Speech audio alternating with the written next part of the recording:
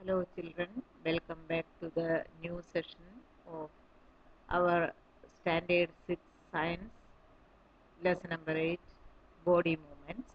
I had already explained about different types of bones in our body. Some are movable, some are immovable, some are slightly movable.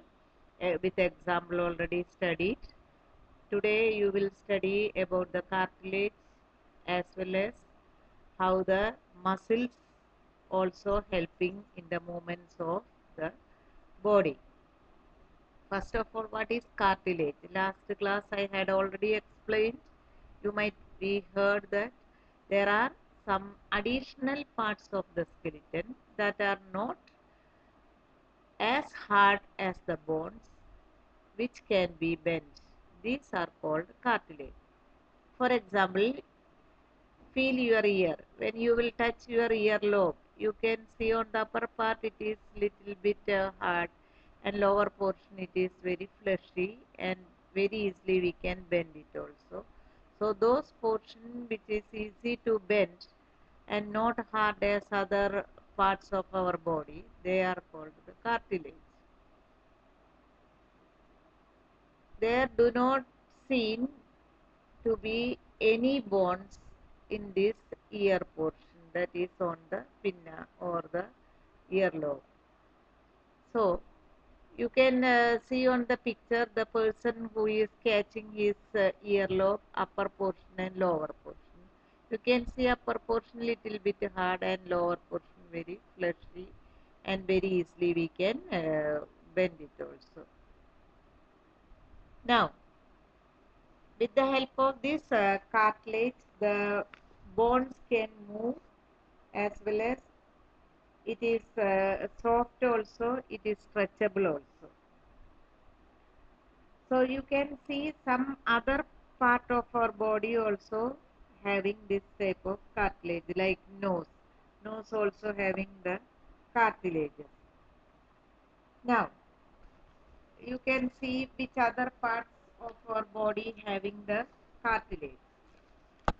Cartilages found in nose, ears, bronchi. Bronchi we are not able to see because it is a part of the respiratory system. The trachea is divided into two pipes. Each one is called bronchus. So it is inside. So there also the cartilages are present.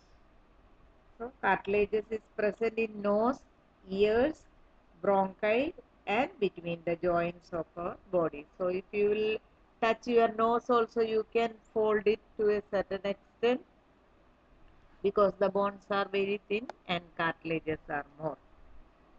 Now, how does our body move? Do you think that how our body can move?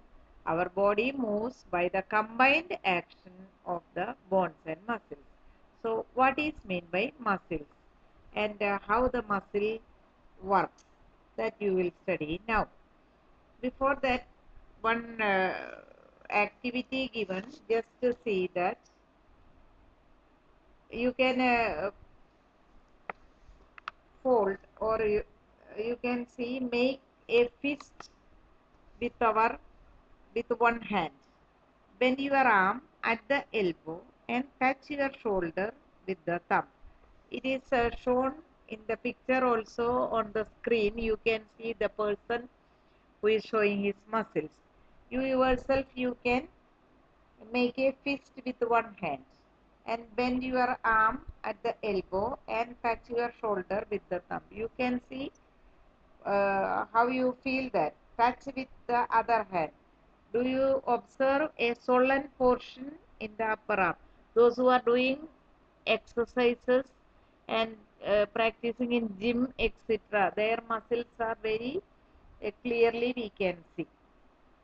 So those swollen portion when we will fold our fist and try to touch on the shoulder, that portion become very stiff and swollen. That is called the muscle. The muscles bulged due to the contraction. When it will be contracted, its length will become smaller. Now bring your arm back to the normal position.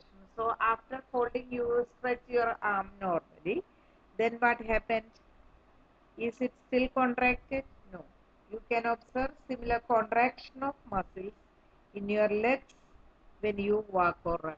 So same way your leg muscles also very powerful and supporting the whole body. Because of the powerful muscles of the legs, you can run or you can walk. Now, how the muscle works? Muscle work in pairs. That means two muscles are there. Uh, one will be contracting, other one will be relaxing. When one of them contracts, the bone is pulled in that direction. So suppose your hand or leg, if it will be stretching, one muscle will be contracting, so the bone is pulled in that direction. During that time, the other muscle of the pair relaxes. To move the bone in the opposite direction, the relaxed muscle contracts to pull the bone towards its original position. When we will fold our hand with our fist, make a fist and fold the hand, so muscle will be contracted. One muscle will be contracted, other muscle of the pair will be relaxing, and it helps to bring back the original position. A muscle can only pull, it cannot push. That is the main difference. Thus, two muscles have to work together to move the bone. So, there are pairs of muscles in each bone, and one will be contracting, other one will be relaxing.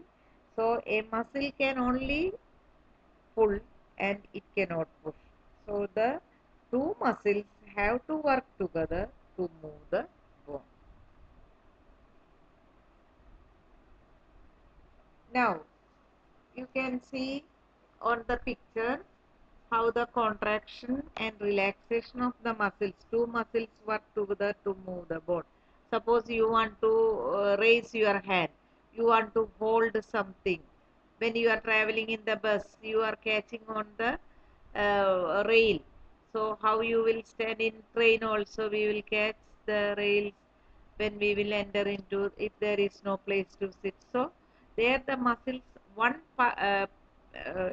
muscle of the one pair will be contracting and the other one will be relaxing. So this is the contraction and relaxation of the muscles only the bones can move properly. Now, just I will explain the movements of other organisms in the world. The movement of organisms is called the gait of animals. Example, you can say an earthworm. An earthworm moving on the soil in a garden. Had you noticed that how it is moving? Gently lift it and place it on a piece of blotting or filter paper. Observe its movement. You can see that how the body is moving. Then place it on a smooth glass plate or any slippery substance. Observe its movement now. Can you see any difference in that? Is it different from that on the paper? In which of the above two surfaces do you find the earthworm is able to move easily? The body of earthworm is made up of many rings joined end to end. If you will minutely observe the body of a earthworm, there are so many rings you can see. It is made up of many rings. An earthworm does not have bones. I had already told there are two types of animals, vertebrates and invertebrates. All the worms, including earthworm, insects, then leeches, uh, phyla, all these things are coming the group invertebrates. It has muscles which help to extend and shorten its body. So when it wants to move from one place to another place on the surface, its body movement will be contracting, relaxing, contracting, relaxing. During this movement, the earthworm first extends the front part of the body, keeping the rear portion fixed on the ground.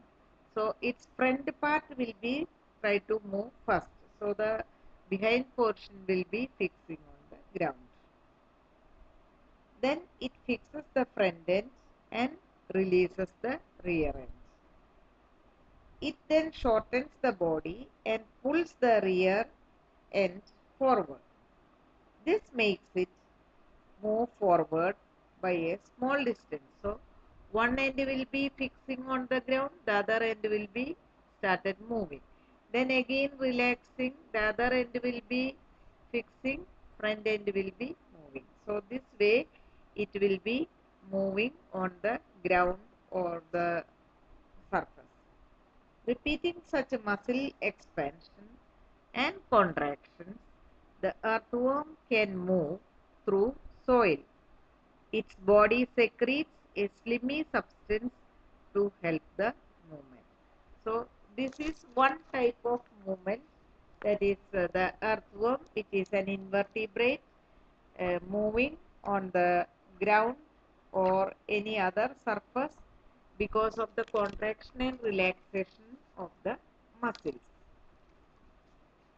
If you had seen that snake also, but it is a vertebrate, but it also moves same way, relaxing and contracting its body muscles, but it has a proper bony system. There are two types of skeletons also. We are having endoskeleton. Inside our body the skeleton is there. There are some animals having exoskeleton also. Outside the body the skeleton will be there. Now earthworms, we can say it has a liquid skeleton. It is an invertebrate, so no skeleton is there. So this third type is liquid skeleton. They have liquid trapped in spaces inside the body. The muscles squeeze against the liquid. This keeps the body firm. So I told just now, the front side will be moving, back side will be pressing on the ground, and because of the liquid present in between the cells, that will be helping the muscles to squeeze against the liquid, and this keeps the body firm. Muscles in the worm's body can be squeezed differently to change the body shape. So sometimes it becomes elongated, sometimes it becomes shortened also, you can see that. These changes in the shape helps the worm to move along. To move, the earthworm first extends the front part of its body, keeping the rear part fixed on the ground. Next, it fixes the front part and shortens it, thus pulling the rear end forward. It carries out such expansion and contraction of muscles repeatedly to move forward. So this the way the earthworm moves, you can see that whole body cannot move at a stretch. The front part will be moving, so back side will be fixing on the ground. Then due to the simultaneous contraction and relaxation because of a liquid present inside the cells of the animal, which will be helping to squeeze against the muscles, so the body movement takes place. Students, try to understand. If you are able to see these type of animals in your surroundings, especially during the rainy season, you can see these earthworms. If possible, you observe them how it is moving on the ground or the soil. Now another question is, which are the different methods of movements in animals. What are the different or various methods of movements in animals? Already I had explained in the earlier videos.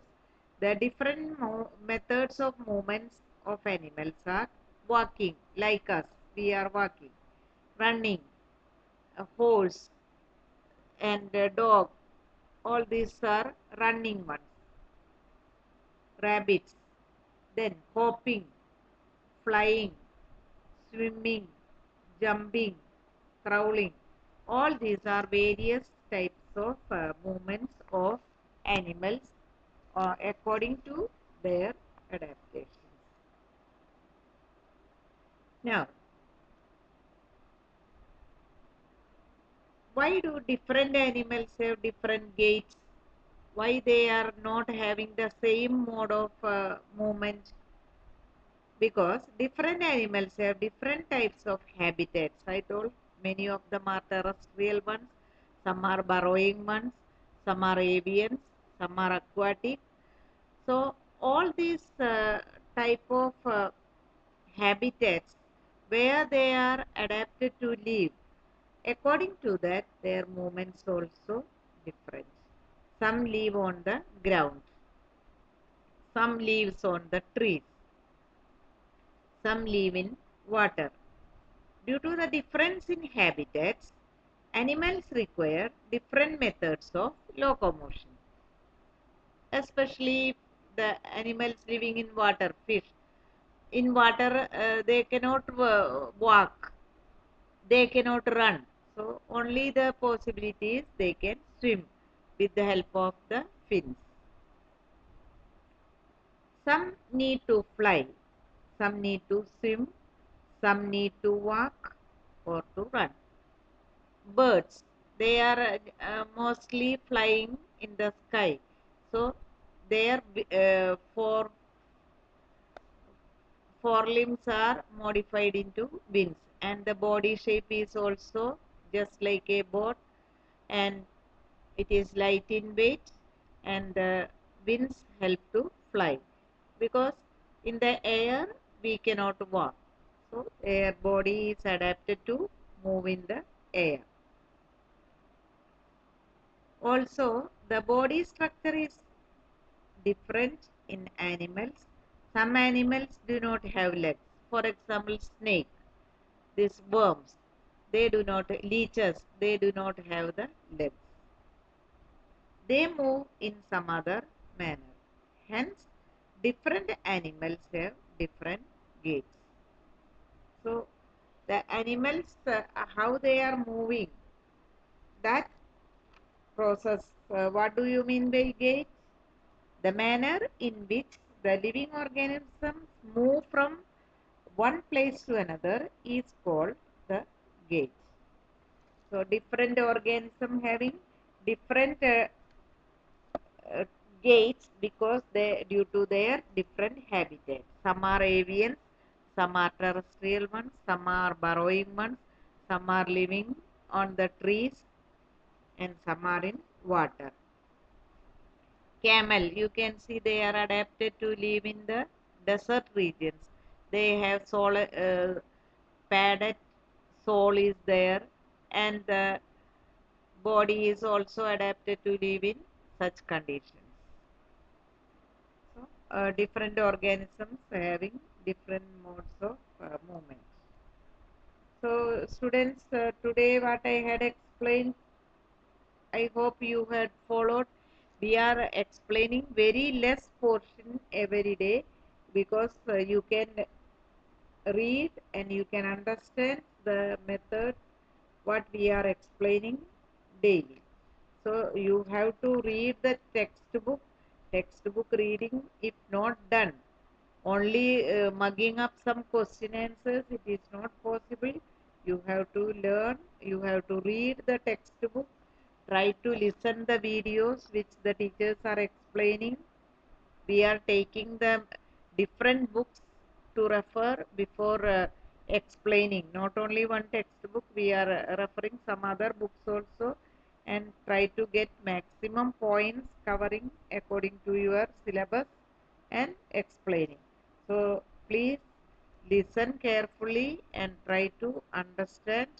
If doubts are coming, you can read the textbook 1 or 2 times, so you will get a clear idea. Today I had explained about the gait or the movement of an earthworm. Earthworm cannot move on a slippery surface like glass. Just now we told the experiment, if we will keep on the rough surface, it can move fast, and on the glass or slippery or any oily places, it is difficult to move. It does not have bones. Rings on the body, muscles, and the bristles make it move forward by a small distance. So when you will observe the earthworm, observe an earthworm moving on the soil on the ground, then gently lift it and place it on a piece of filter paper and observe the movement. And now place it on a smooth glass plate and observe its movement. So this practically you can do it. So earthworm cannot move on the slippery surface like glass, but it moves easily in the soil. Especially in the wet soil, they are making the burrows and going under the soil and turning the soil. That's why we are calling earthworms as the farmer's friend. It turns the soil. Next class I will explain about the snail. So that is also one particular type of small organism which is very slow in movement and has a particular type of movement that you will study in the next class. So today, which I had explained, very less portion only I had explained today. There are bones, along with the bones, some soft stretchable parts which is called the cartilage helps to move the bones properly, and the muscles help the bones to move, and the contraction and relaxation of the muscles help the bones to move properly.